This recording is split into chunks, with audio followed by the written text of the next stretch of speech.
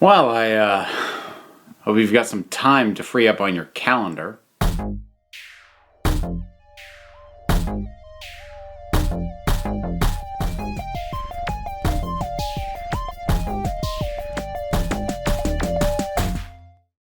So, something was said recently about the Marvel shows that are going to be on Disney Plus, and more specifically about how they're going to tie into the main MCU films.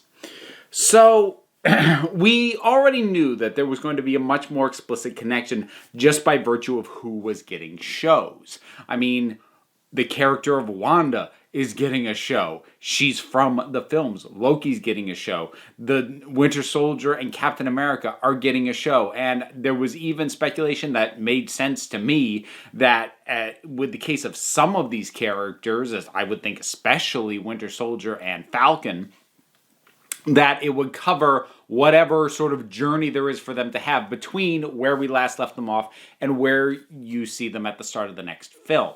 Now, my presumption had been that it would be a filling in of a gap if you felt that gap needed filling in, but that whatever film they appear in next will still more or less function on its own. However, some comments from Kevin Feige recently have indicated instead that if you don't follow the Disney Plus shows, you're not really going to have a full sense of what's going on. And that expands beyond the characters who are already established in the MCU. It is being said that the characters being introduced in Disney Plus shows such as She-Hulk, Moon Knight, possibly Kamala Khan, will show up in the films and have significant roles, but that they won't really be explained, meaning you won't know who they are, what their deal is, unless you've been watching the Disney Plus shows. Now, I'm going to get a whole lot of people annoyed with me over this. But this is a bad idea. And look, here's the thing. I understand this is what a lot of fans want. I'm not even going to say that I wouldn't enjoy this to some degree. But as a business plan, if they actually stick to what is being implied, because let's put that asterisk on it right now, because they had said Agents of S.H.I.E.L.D. was going to tie into the movies, and it never really did, except for some ripple effects from the movies filtering down in like the first season. So they kind of perjure themselves on that, and that may turn out to be the case here. There's obviously going to be more connection, but assuming that we can take them at their word that the movies are going to start basically not making sense unless you are also watching the Disney Plus shows, this is not a good idea. And the thing I need to say that geeks don't like to hear, the hardcore fan base is not large enough to sustain these things in and of themselves. They need mainstream appeal. And I'm sorry, there is a very large number of people who are fans of the MCU, but who don't want to dig in to a Disney Plus show, or who don't read the comics, or have never watched the cartoons of the X-Men growing up or whatever. And that is a bigger percentage of the movie-going audience that has made this the franchise that has yielded the single biggest money-making film of all time. That isn't because of the hardcore fans. That's because of the mainstream. And this move, if they do it the way it's being implied, which again, am kind of skeptical of. I think they might be overselling it because, again, the idea appeals to geeks a lot. But if they do it, I think they're kneecapping themselves. Because if you actually look at the MCU, it's really only the Avengers films that don't make sense if you haven't been following everything else. The individual films, for the most part, have tracked and made sense within their own series. Now, granted, if you're going to watch Captain America: The Winter Soldier, it would have helped to have seen Captain America: First Avenger, but that's direct sequel. So, you could watch all the Thor movies, and while you may scratch your head slightly at Doctor Strange, you can figure out what his deal is, more or less, from the context in which he appears in Thor Ragnarok. You can figure that out well enough to move forward. Ditto Hulk.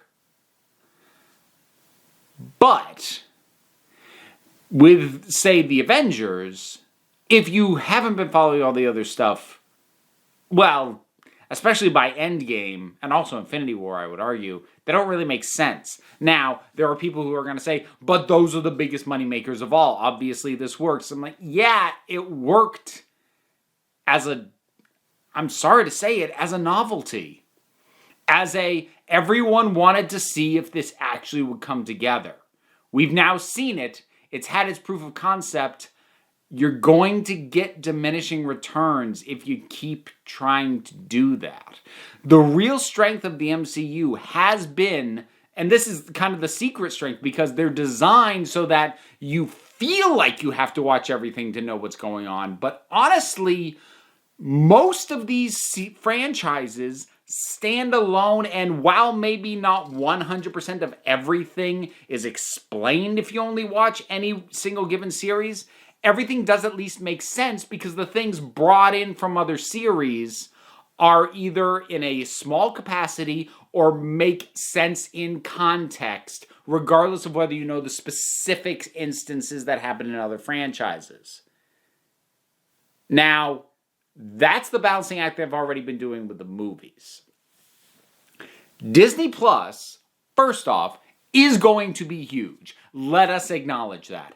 However, the numbers as we tend to get them, as far as what streaming services tend to do, more people go to the movies than stream any given show, by and large. Streaming numbers are generally comparable to television numbers before streaming really started eating into them. So, and that's the other thing. It changes what the MCU is to people. Because the MCU, at this point, for people who aren't pre-existing, like weren't fans of the characters before the movie started happening, to them it is a fun time to go to the theater. But that doesn't mean that they're going to want to sit at home and stream for the thing that they like going to the theater to see. And I think they run the risk of audiences being frustrated or resentful if they start getting the feeling that you are forcing me to watch all this other stuff to even understand the things I like. At a certain point, unless you are all in, which again, some people are, and for them, this is Christmas. But if that's not you, and that will put you in the minority, at a certain point, this becomes homework. And you keep pushing it, and it becomes, well, I'm going to find something else to do with my time because I'm literally sinking hours of my week to watch these streaming shows just so that I can understand the movies that I actually care about. And maybe in some instances, people will watch the streaming shows and go, oh, now I care about this. But there's still going to be a significant number of them who are going to be like, I feel like I have to watch this. And if they feel like they have to watch it and it doesn't hook them in, which that's part of the gamble here. They're gambling that these things are going to be good enough to hook people in. And if they are really good on the streaming services, then that is sort of the main escape hatch they have for the problem I'm laying out here. If these series are exceptional, pretty much across the board, that's going to pretty much mitigate what I'm talking about. But if they are average, if they are, well, God, if they're bad, but even if they're just good, it still is going to start to feel like work. It's going to feel like an obligation, and nobody likes being assigned an obligation. At a certain point, you go, am I actually getting enjoyment equal to the amount of time I'm sinking into this thing? And if you have to watch a 10-hour series in order to enjoy a 2-hour movie,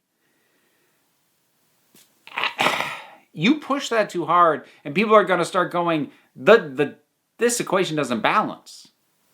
And they'll bail. Not en masse, not in a wave, but you're going to see diminishing returns. Thing over thing over thing. So again, I am skeptical that they're actually going to tie things as explicitly as seems to be getting implied. But I think them doing it is a bad idea. Financially and long term. Creatively, is it a good idea? Maybe. Depends on the outcome, I suppose. But I think if you want the MCU to continue for as long as possible, this proposal, it's putting too many eggs in one basket. It is tying something that is already successful and then tying it to something that you hope will be successful, but if it isn't, or isn't as successful as the thing that's already working, then it's just going to drag it down. We'll see. Disney Plus launches soon. I don't know when the first streaming show for that's Marvel related goes live, but yeah, I wasn't thrilled about that. And I say that as someone who really loves this stuff, but is running out of hours in the day to take this in. And as much as I like Marvel, it's not the only thing I want to watch. And I know that they think providing me with hours and hours and hours and hours and hours on streaming of Marvel plus the movies basically means I'll watch nothing but Marvel, but I don't want to do that. And structuring the story so it feels like I have to do that, otherwise I'm going to get no enjoyment out of it. That's a dangerous tightrope to walk, because I might eventually decide it's not worth it.